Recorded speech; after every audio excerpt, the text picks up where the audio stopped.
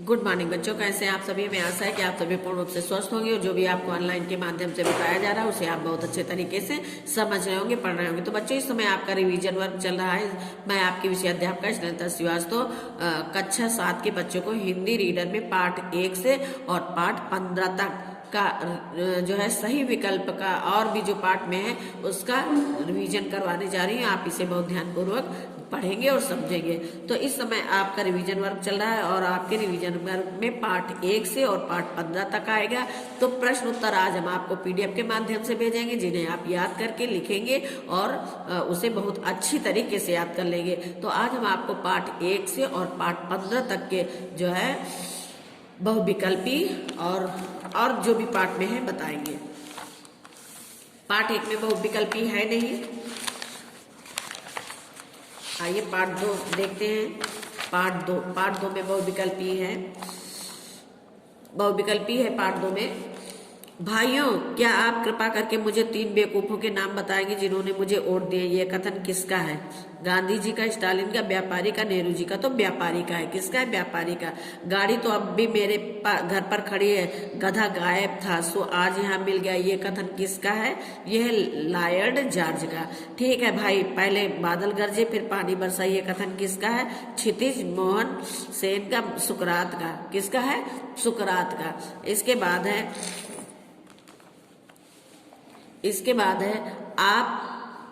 इसके बाद है और आप किनके जूते साफ करते। ये कथन किसका है? सुकरात का। ये कथन किसका है? आचार्य क्षितिज मोहन सेन, सुकरात, नेहरू जी, अब्राहम लिंकन। तो ये कथन किसका है? अब्राहम लिंकन का।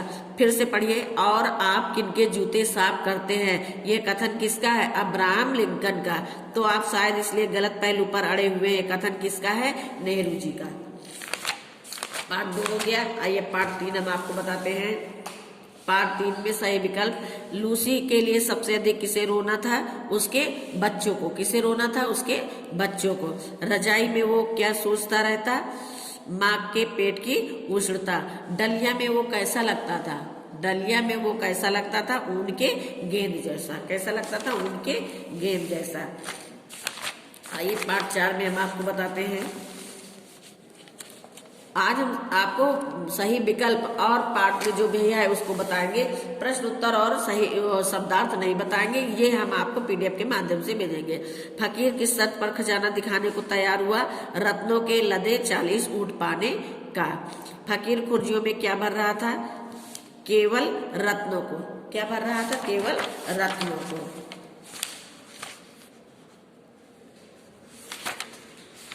इसके बाद हम आपको पाठ 5 बताते हैं। पाठ 5 में है जग किसकी ज्वाला में जल रहा है? भेदभाव की अग्नि में। अग्नि की। मलय पवन का क्या अर्थ है? मलय पर्वत की हवा। नई सृष्टि की रचना का दायित्व किसके हाथों में है? नई पीढ़ी के। किसके हाथों में? नई पीढ़ी के। मृत्यु का द्योतक क्या है? ये सभी।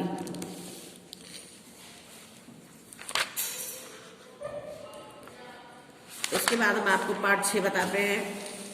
पाठ 6 के बहुविकल्पी हैं। डॉक्टर से बचने के लिए तक खाने को तैयार हो सकते हैं। क्या? निबौरी। बनारस का आम प्रसिद्ध है। लंगड़ा। लेखक ने दुकानदार से सेब लिए। कितने लिए? आधा किलो। आइए हम आपको विलोम बताते हैं।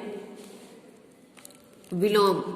शिक्षित अशिक्षित, शिक्षित अशिक्षित, सुरक्षित असुरक्षित, खुश नाखुश, सहयोग असहयोग, प्रातःकाल संध्याकाल और दुर्गति सुगति, बेईमानी ईमानदारी और आवश्यक अनावश्यक। अब पाठ में जितने भी विलोम, पाठ 1 से और पाठ 15 तक जितने भी विलोम है आप उनको याद करेंगे।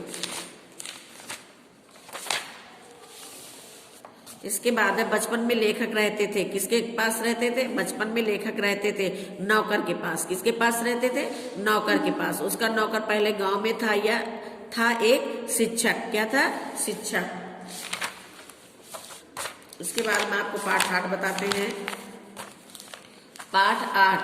पाठ 8 में है हमने सोचा लाओ सारा इल्जाम तिवारी जी पर लगा दें और आप साफ बच जाएं। बोले ये तिवारी जी की शरारत है। किसने कहा? लेखक ने। लेखक क्या इल्जाम तिवारी जी पर लगाना चाहता था? साइकिल दुर्घटना का। तिवारी जी का पूरा नाम क्या था? तिवारी लक्ष्मी नारायण।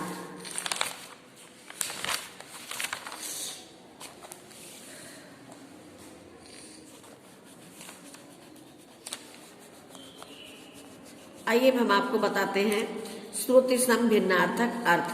श्रुति सम भिन्नार्थक अर्थ। श्रुति सम भिन्नार्थक अर्थ में है प्रमाण। प्रमाण माने सबूत, प्रणाम माने नमस्कार, शोक माने दुख और शौक माने रुचि, और माने की तरफ और माने अन्यथा अथवा, अन्यथा अथवा। फिर है पका,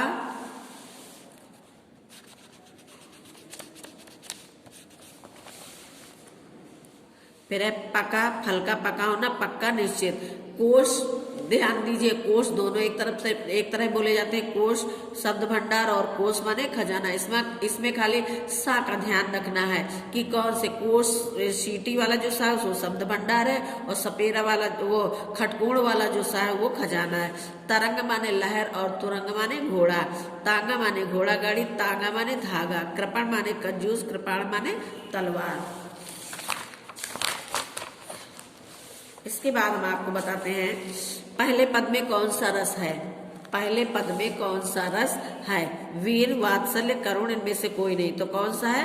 वात्सल्य रस। कृष्ण ने छीके तक न पहुंचने का क्या तर्क दिया? कृष्ण ने छीके तक ना पहुंच पाने का क्या तर्क दिया? उनकी बाहें छोटी थी, उनकी बाहें छोटी थी, क्योंकि कृष्ण कहते मैं बालक बहियन को छोटो, छीको के ही विधि पायो। तो कौन सा बहाना बताते हैं? उनकी बाहें छोटी हैं। माता कौशल्या अपने आंचल से क्या करती है? राम के अंगों पर लगी धूल साफ करती है। राम ने पैरों में क्या पहना हुआ है? पायल। आइए पाठ 10 आपको बताते हैं। पाठ 10 में है कहानी भोला राम के जीव में। जीव का क्या तात्पर्य है? आत्मा का। किसका क्या तात्पर्य है? आत्मा का। धर्मराज कौन थे? धर्मराज थे यमराज। धर्मराज कौन थे? यमराज। आइए इसके बाद हम पाठ 11 आपको बताते हैं। पाठ 11 में है तलवारबाजी किस प्रकार का खेल है? स्थलीय खेल है। किस प्रकार का खेल है? स्थलीय, यानी तलवार जो है जमीन पर खेली जाती है। इसकी एक खेल का प्रारंभ किस देश में हुआ? स्कैंडिनेविया। राफ्टिंग के लिए प्रयोग की जाने वाली नौकाएं किस पदार्थ की बनी होती है? सिंथेटिक फाइबर की। और हॉट एयर बैलूनिंग उत्सव कहाँ मनाया जाता है? ब्रिस्टल में।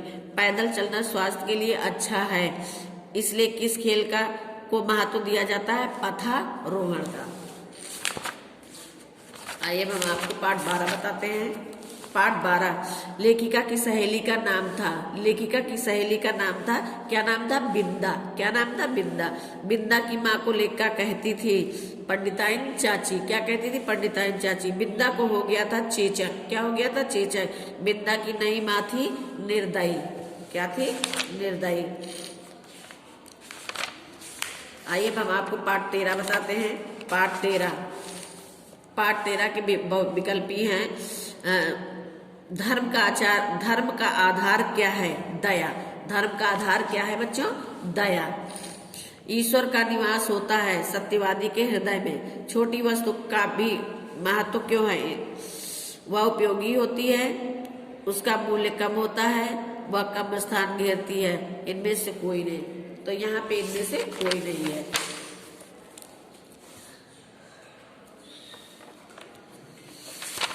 आइए हम आपको पाठ 14 बताते हैं। पाठ 14 रामफल काका थे धनी कंजूस। तो यहाँ पे का और खा दोनों है। धनी भी थे और कंजूस भी थे। अक्कल था एक, मजदूर हरफन मौला। तो काका दोनों है। लेखक पढ़ रहा था, क्या पढ़ रहा था? बिलायती मैगजीन। क्या पढ़ रहा था? बिलायती मैगजीन।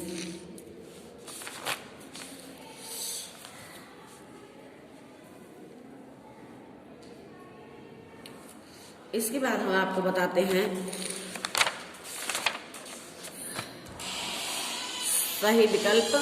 पाठ 15 अजंता की गुफाएं हैं। अजंता की गुफाएं हैं कहाँ हैं? बिहार में, महाराष्ट्र में, आंध्र प्रदेश में, केरल में। तो अजंता की गुफाएं बच्चों कहाँ है? महाराष्ट्र में। अजंता की छोटी बड़ी कुल गुफाएं हैं 19। कितनी गुफाएं हैं? 19। अजंता की गुफाओं की स्तूपों की संख्या है 2। कितनी है? 2। इसके बाद हम आपको बताते हैं संधि। यहाँ पे विच्छेद है और संधि कर दी है। वर्तुलाकार, वर्तुल धन आकार क्या हो जाएगा, वर्तुलाकार। यथा धन उचित क्या हो जाएगा, यथोचित। प्रतिधन एक हो जाएगा, प्रत्येक। और अनुधन ऐषण हो जाएगा, अन्वेषण। क्या हो जाएगा, अन्वेषण। भोधन अन क्या हो जाएगा, भवन। और परम धन ओजस्वी हो जाएगा, परमोजस्वी। फिर है महाधन ईश क्या हो जाएगा, महेश। फिर है भानुधन उदय क्या हो जाएगा, भानुदय। और यहाँ चित्त धन आकर्षक हो जाएगा, चित्ताकर्षक। और आत्मधन उत्सर्ग यहाँ हो जाएगा, आत्मोत्सर्ग। तो ये तो आज आपने पढ़े पाठ 1 से 15 तक का अभ्यास कार्य। क्या पढ़ा, अभ्यास कार्य, जिसमें आपने संधि भी पढ़ी, विलोम भी पढ़े, पर्यायवाची पढ़ी और जो है सही विकल्प यानी बहुविकल्पी पढ़ा। तो बच्चों हमें आशा है कि आपको ये सारे पाठ समझ में आ गए होंगे। इसके जो प्रश्न उत्तर है वो हम आपको PDF के माध्यम से भेजेंगे, जिन्हें आप बहुत अच्छे तरीके से याद करेंगे। तो बच्चों अब ये पाठ यहीं पे समाप्त होते हैं। धन्यवाद।